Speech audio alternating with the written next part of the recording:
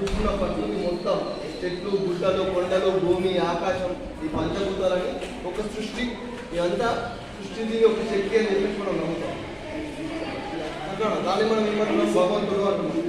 ఓకేనా? ఏమంటున్నాం? అందుకోసమే పైన భగవంతుడికి మనం నమస్కారం చేస్తాం. మనం చూస్తామా లేదుగా?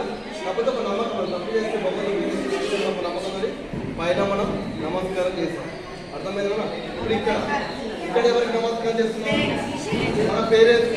ఎందుకు? మనం పుట్టగానే మనకి ఏమి రాదు భాష. ప్రతిరోజు మీరు లేవగానే ఎవరు తలుచుకోవాలి? మీ అమ్మానాన్ని తలుచుకోవాలి. ప్రతిరోజు కంపల్సరీ మనం లేవగానే ఎవరు తలుచుకోవాలి? వాళ్ళు లేకపోతే మనం లేవు.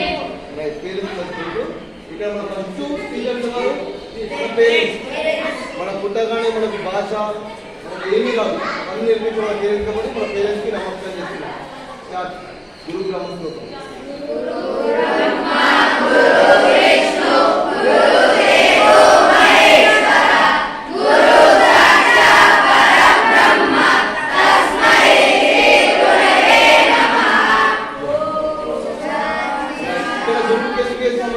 మన నాలెడ్జ్ ఇక్కడ ఉంటుంది కదా, నాలెడ్జ్ ఇచ్చేది మన గురువు కాబట్టి ఇక్కడ పెట్టి చేస్తాం. ఇప్పుడు ఇక్కడ హృదయం దగ్గర ఇక్కడ భూదేవి, మనం భూపై నిల్చుని చేస్తున్నాం కాబట్టి భూమాతకు నమస్కారం చేస్తాం.